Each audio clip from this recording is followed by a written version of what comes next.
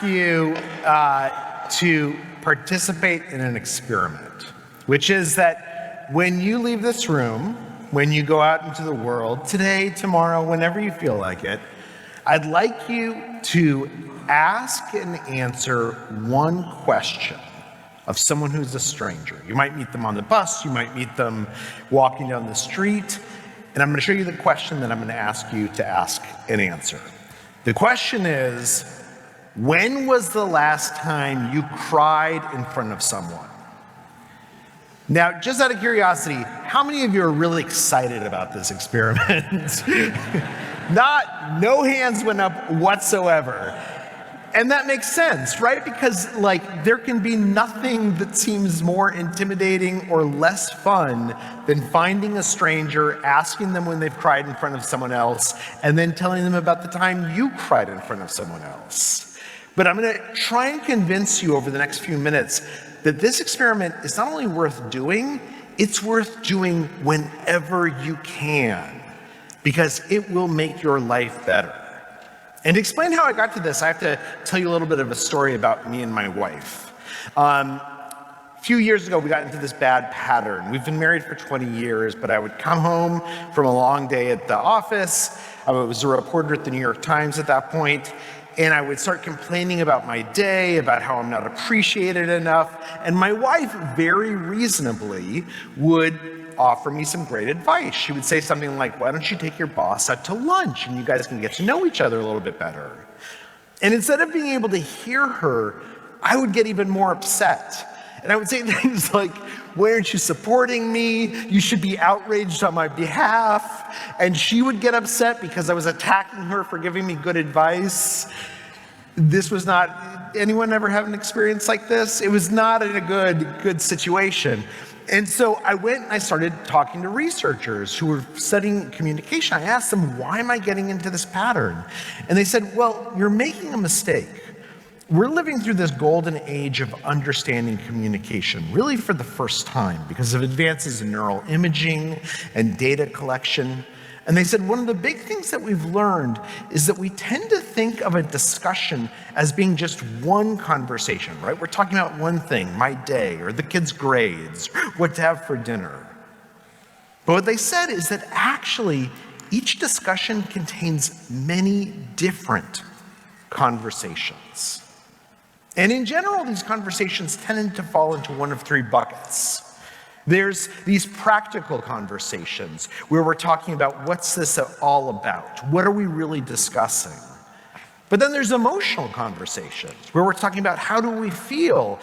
And my goal is to share with you my feelings, that I don't want you to solve them. I want you to empathize. And then there's conversations that are social conversations about who we are, the social identities that are important to us, how we relate to each other and how we relate to society.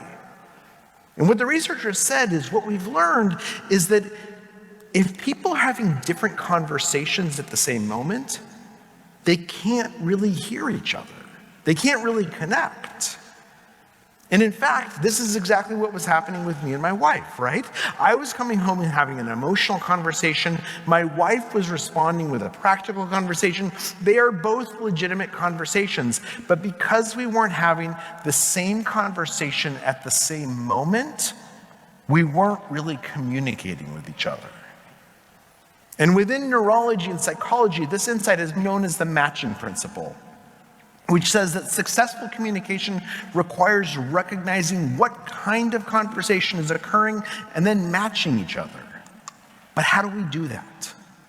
Well, in schools, they've actually taught teachers to do this. If you are a school teacher, and you'll probably learn at some point that if a student comes up to you with a problem or they want something they want to talk about, you should ask them, do you want to be helped, which is a practical conversation? Do you want to be hugged, which is an emotional conversation? Or do you want to be heard, which is a social conversation? And it seems to work. It seems like if you ask students what they need, they'll tell you. But of course, that is hard to do in real life, right? If you go up and you ask someone at work if they want a hug, the HR might get involved, so you might not want to do that. But luckily, there is another way of doing this. For all of us normal people, which is to ask questions, and in particular, to ask a certain type of question, a special question, what's known as a deep question. A deep question is something that invites us to talk about our values or our beliefs or our experiences. And that can sound a little intimidating, but it's actually much easier than it sounds. For instance, instead of asking someone, where do you work? You could ask them, what do you love about your job? Instead of asking someone, where did you go to high school? You could say, what was high school like? Wait, what did you learn there? What changed you there? Put differently, instead of asking about the facts of someone's life, we should ask them how they feel about their life. Because when we do, they tend to reveal to us who they really are. They tend to tell us what they want not only out of this conversation, but how they hope that we'll see them and how they want to see us, what matters to them most. In fact, what studies show us is that this is so powerful because these kinds of questions allow us to be vulnerable. And vulnerability and reciprocal vulnerability. When we hear vulnerability and we become vulnerable in return, is the key to allowing us to connect with other people. And to explain how this works, I want to tell you a story about this guy, Dr. Bafar Adai. Dr. Adai is a cancer surgeon in New York City. He specializes in prostate cancer, removing cancer tumors from prostates. And he has this kind of interesting job because every single day a patient will come into his office asking, he thinks, for medical advice. And what he will tell them is, you should not get surgery. The prostate is located so close to the nerves that control urination and sexual function that it's a relatively risky surgery. And what's more, most prostate tumors, they grow very, very slowly. It's actually one of the slowest growing forms of cancer in existence. There's a saying among doctors that if you have an old patient with prostate cancer, he's gonna die of old age before the cancer kills him. And so Dr. Adai would have these patients come in and he would tell them, look, I don't think you should do anything. In fact, I think you should do this thing called active surveillance. What we're gonna do is we're gonna take a blood sample every 6 months. We're gonna do a biopsy every 2 years. And if the tumor seems to change, we'll do an MRI. And if we have to, we can do the surgery. But otherwise, no radiation, no surgery. It's gonna be okay. And these patients would listen to him, and then they would go home, and they would discuss it with their spouse, and then they would walk in the next day, and they would insist on having the surgery. They would say, I absolutely want you to cut me open, take the tumor out as fast as possible. And for Dr. Adai, this was bewildering, right? He thought these would be the easiest conversations of his life. He's telling people that they don't have to have surgery, and he's a surgeon. He told me that when this happens again and again and again, you start to realize this isn't a problem with my patients. This is a problem with me. I'm doing something wrong. And so he goes to these folks, these professors at the Harvard Business School, and he asks them for advice on what to do differently. And they said, well, look, the biggest mistake that you're making is you are starting this conversation all wrong. You are starting by assuming that the patient walks into your room, into your exam room, looking for advice and looking for medical solutions. But you don't know if that's true. You're not asking them any questions. What you need to do is you need to start asking deep questions. So 2 weeks later, after having this conversation, a 62-year-old man comes into Dr. Adai's office for the first time. He had just gotten his diagnosis of having prostate cancer. And Dr. Adai, instead of giving him advice, instead of telling him what he ought to do, he asks the question. He asks the question, what does this cancer diagnosis mean to you? And the man starts talking, and he starts talking about how His father had died when he was 17 years old. And this had just been so hard for him, and it had been so hard for his mom.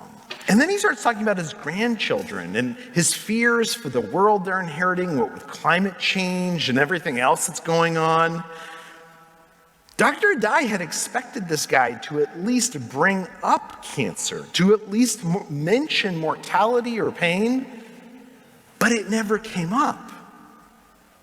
And at that moment, Dr. Dye realized, because he had asked this deep question, that this man wanted to have an emotional conversation. He wanted to talk about, how do we feel? He needed to be hugged. And so Dr. Dye didn't actually hug him, right? But he did the verbal equivalent. And then Dr. Dye says, look, do you mind? There's some medical options I'd like to talk over with you. Is that okay? And they move into a practical conversation together, and within 7 more minutes, the man decides to do active surveillance and never looks back. Dr. Dye's patients overwhelmingly now opt for active surveillance, his advice, because of this approach. And the thing is, we can do this in any conversation. It doesn't have to be an important conversation. It doesn't have to be life or death. We can always connect more and better and in a really profound way with the person that we're speaking to if we want to. Which brings me back to that experiment. So just to remind you what you're supposed to do, walk out of the room, find a stranger, ask them, when was the last time you cried in front of someone? And then as soon as they answer, you answer the question yourself and you tell them when you last cried. Let me just say, this experiment has been done thousands and thousands of times, most notably by a guy named Nick Epley at the University of Chicago. People hate this experiment. Nobody who participates comes in and is like, I'm really this is gonna be a great time. Instead, what they say is, I do not want to do this. This sounds terrible. But they're in an experiment, and they basically have to do it, right? They're in the room. They get paired with a partner. They go and they ask a question, ask and answer. And then Nick Epley afterwards asks them, what was that like? And what people say are things like, oh my gosh, I felt so connected to that person, more connected than to people in other conversations in a while. I felt more caring towards them, and I felt like they were really caring about me. So why? Why is this so powerful? Why is asking this question, why does it help us connect so well? Because it's a deep question. It allows us to say something real. And when we ask deep questions, we figure out which of the 3 conversations we're in, what we're talking about, what everyone really wants out of this dialogue. And that is how we connect with each other. We are living through a time of polarization and division. We have forgotten how to have conversations. But there's a science to it. There are these folks who are known as super communicators, who they're not special, they're not more charismatic, or they're not more outgoing than anyone else. They've just learned skills that allow us to connect with others. And they're skills that all of us can learn. And that feeling you get after a wonderful conversation,